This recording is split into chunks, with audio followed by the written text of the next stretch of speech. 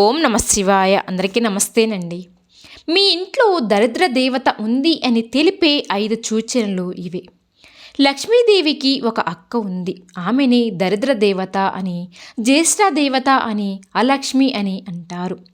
లక్ష్మీదేవి అలక్ష్మి ఇద్దరూ ఆపోజిట్గా ఉంటారు. సిరి సంపదలకు ఆదిదేవత లక్ష్మీదేవి. హిందూ పురాణాల ప్రకారం పాలసముద్రం నుంచి లక్ష్మీదేవి జన్మించింది. అయితే లక్ష్మీదేవికి ఒక అక్క కూడా ఉంది. ఈ విషయం చాలామందికి తెలియదు. జీవితం లక్ష్మీ కటాక్షం ఉండాలని అందరూ కోరుకుంటూ ఉంటారు. అయితే లక్ష్మీదేవి సోదరి మాత్రం దీనికి వ్యతిరేకం. ఆమె పేరు అలక్ష్మి. పాల సముద్రాన్ని మందించినప్పుడు దరిద్ర దేవత పుట్టింది. దరిద్ర దేవత తర్వాత ఆలాహలం పుట్టింది. ఆ తర్వాత లక్ష్మీదేవి పుట్టింది. లక్ష్మీదేవి పుట్టిన తర్వాత అమృత కలశంతో ధన్వతరి అవతరించారు. పాలసముద్రం నుంచి పుట్టిన లక్ష్మిని తాను వివాహం చేసుకోవాలని మహావిష్ణువు భావిస్తారు. అయితే అప్పుడు లక్ష్మీదేవి తనకన్నా పెద్దది అయినటువంటి సోదరి వివాహం జరిగిన తర్వాతే వివాహం చేసుకుంటాను అని అంటుంది. దీంతో ఆ లక్ష్మికి తగిన వరుడు కోసం శ్రీహరి ఎంత వెతికినా ప్రయోజనం ఉండదు. ఆమెను పెళ్లాడడానికి ఎవ్వరూ కూడా అంగీకరించరు. చివరికి వృద్ధాకరి మహర్షి ఒప్పుకొని ఆమెను వివాహం చేసుకుంటాడు. ఆ లక్ష్మికి కారం మరియు పుల్లని పదార్థాలు అంటే ప్రీతి. అందుకే ఇంటి ముందు నిమ్మకాయ మిరపకాయలు వేలాడదీస్తూ ఉంటారు. ఆ లక్ష్మి ప్రవేశించిన ఇంట్లో పేదరికం తాండవేస్తుంది. ఆ సమయంలో లక్ష్మిని ఎంత ప్రార్థించినా ప్రయోజనమైతే ఉండదు. ఎందుకంటే అలక్ష్మి ఉన్న చోట లక్ష్మి ఉండదు. అక్కా చెల్లెళ్ళు అయినప్పటికీ లక్ష్మీదేవికి అలక్ష్మికి అస్సలు పడదు. వాళ్ళిద్దరూ ఎప్పుడు ఒక చోట కలిసి ఉండరు. ఏ మనిషికి కూడా దరిద్ర దేవత ఇంట్లో ఉండాలని కోరుకోడు కదా. ఎందుకంటే దరిద్ర దేవత ఇంట్లో ఉంటే ఎప్పుడు దరిద్రం తాండవేస్తుంది. దరిద్రం దేవత ఇంట్లో ఉంటే కొన్ని సూచనలు కనిపిస్తాయి. మరి అలాంటి సూచనలు కనిపించినప్పుడు దరిద్ర దేవతను వెళ్ళగొట్టే కొన్ని పరిహారాలు చెయ్యాలి. అప్పుడే దరిద్ర దేవతను మీ ఇంటిని వదిలి వెళ్తుంది. మరి ఇంతకీ దరిద్ర దేవత ఇంట్లో ఉంటే ఎలాంటి సూచనలు కనిపిస్తాయి అనే విషయాన్ని ఈరోజు ఈ వీడియోలో మనం వివరంగా తెలుసుకుందాం. మొదటిగా సూచన ఏమిటి అంటే, ఎవరి ఇంట్లో అయితే అందరూ ఎప్పుడు కూడా నీరసంగా ఉంటారో ఆ ఇంట్లో దరిద్ర దేవత ఉంది అని అర్థం చేసుకోవాలి. కొంతమంది ఇళ్లల్లో చూస్తే ఇంకా వారు ఎప్పుడు నీరసంగా ఓపిక లేనట్టు ఉంటారు. ఏ పని అయినా సరే గబగబా చెయ్యరు. ఎందుకురా బాబు ఈ పని చేస్తూ ఉన్నాం అన్నట్టు చేస్తూ ఉంటారు. అలా ఇంట్లో వారందరూ కారణాలు లేకుండా నీరసంగా ఉన్నారు అంటే ఆ ఇంట్లో దరిద్ర దేవత అనగా జ్యేష్ఠాదేవి ఉంది అని సంకేతం. ఇక రెండవ సూచన ఏమిటి అంటే, ఇంట్లో దరిద్ర దేవత ప్రవేశించి నివాసం ఏర్పరచుకుంటుందో ఆ ఇంట్లో పిల్లలు తల్లిదండ్రుల మాట వినరు, మొండికేస్తూ ఉంటారు, పెద్దవాళ్ళకు ఎదురు చెప్తూ ఉంటారు, పెద్దల పట్ల అస్సలు గౌరవము చూపించరు. ఇదే దరిద్ర దేవత ఇంట్లో ఉంది అని తెలిపే రెండవ సూచన. ఇక మూడవ సూచన ఏమిటి అంటే, ఆడవాళ్ళు ఊరికి ఏడవడం.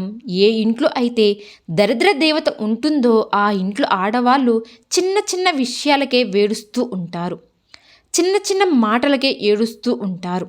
అలా మీ ఇంట్లో ఆడవారు కూడా చీటికి మాడికి ఏడుస్తూ ఉంటే దరిద్ర దేవత మీ ఇంట్లో తిష్ట వేసుకుని ఉంటుంది అని గుర్తించండి. ఇది దరిద్ర దేవత మీ ఇంట్లో ఉంది అని తెలిపే మూడవ సంకేతం. ఇక నాలుగవ సంకేతం ఏమిటి అంటే, అన్నం పప్పు తరచుగా మాడిపోవడం. ఎవరి ఇంట్లో అయితే పదే పదే అన్నం మాడిపోతూ ఉంటుందో, పప్పులు కూరలు మాడిపోతూ ఉంటాయో వారి ఇంట్లో దరిద్ర దేవత ఉంది అని అర్థం చేసుకోవాలి. చాలామంది ఇళ్లల్లో కూర మాడిపోతుంది, ఆడవాళ్లకు మతిమరుపు వచ్చి అలా జరుగుతుంది అంటారు. కానీ అది కాదు. దరిద్ర దేవత ఇంట్లోకి వచ్చినప్పుడు అన్నము కూరలు పప్పు మాడిపోయేలాగా చేస్తుంది. ఇది దరిద్ర దేవత ఇంట్లో ఉంది అని తెలిపే నాలుగవ సంకేతం.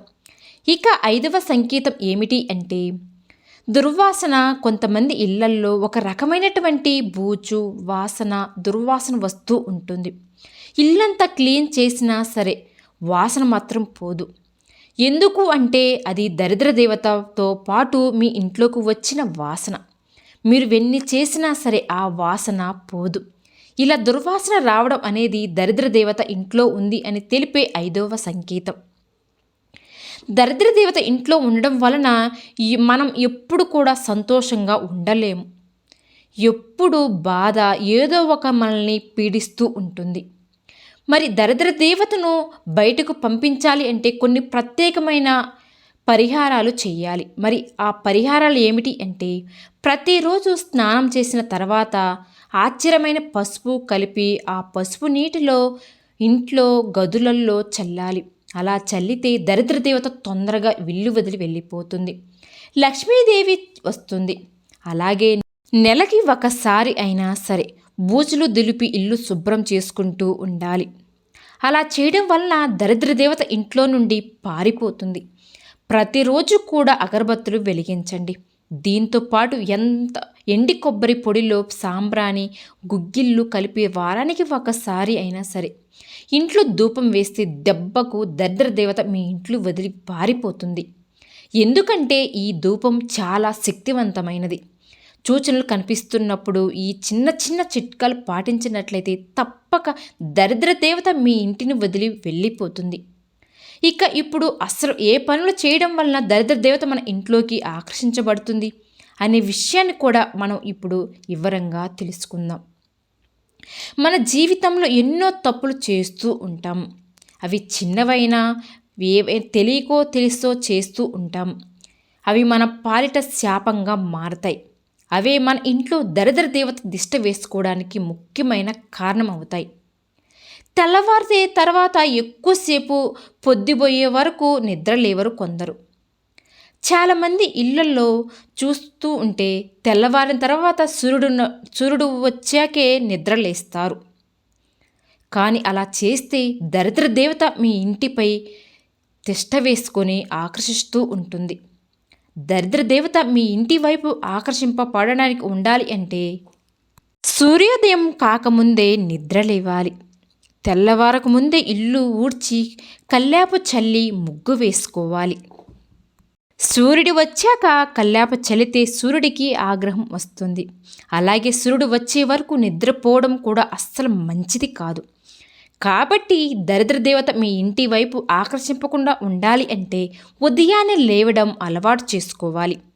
సూర్యుడు రాకముందే స్నానాలు పూజలు చేసుకోవాలి. ఇలాంటి చిన్న చిన్న పరిహారాలు పాటిస్తే మనకు మంచి జరుగుతుంది.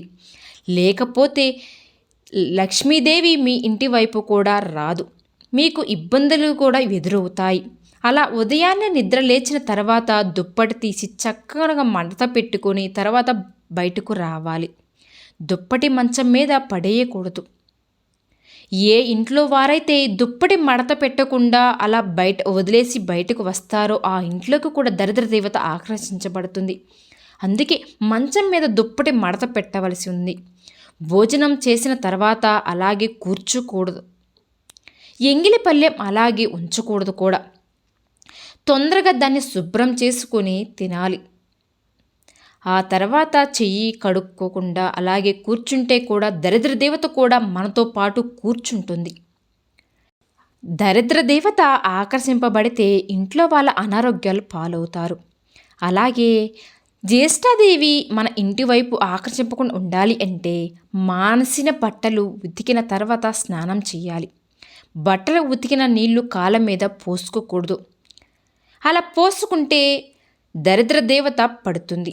అంతేకాదు దరిద్ర దేవత మీ ఇంటి వైపు ఆకర్షింపబడకుండా ఉండాలి అంటే వంటగదిలో పాత్రలో పట్టుకోవడానికి ఉపయోగించే మసిగుడ్డలు పొద్దుపోయిన తర్వాత ఉతకకూడదు. చీపురును నిలబెట్టకూడదు. సాయంత్రం పూట ఎప్పుడు కూడా నిద్రపోకూడదు. భార్యాభర్తలు సాయంత్రం పూట కలవకూడదు. ఎవరితో కూడా గొడవ పడకూడదు. సాయంత్రం పత్రోష్కాలం ధ్యానం. సాయంత్రం 6 తర్వాత ఇంటికి ఉప్పు, సూది, కోడిగుడ్డు వంటివి తీసుకోకూడదు. ఒకవేళ వాటిని తెచ్చుకుంటే దరిద్రాన్ని వెంటబెట్టుకున్నట్లే అవుతుంది. తెలియక చేసే ఇలాంటి పనులెన్నో ఇంట్లోకి దరిద్ర దేవతను చేరుతుంది. అందుకే మనం కొంచెం జాగ్రత్తగా వ్యవహరించి మన ఇంట్లోకి దరిద్ర దేవత రాకుండా మనమే చూసుకోవాలి. అలాగే ఈ వీడియో కనుక నచ్చితే లైక్ చేసి మా ఛానల్ని సబ్స్క్రైబ్ చేసుకోండి.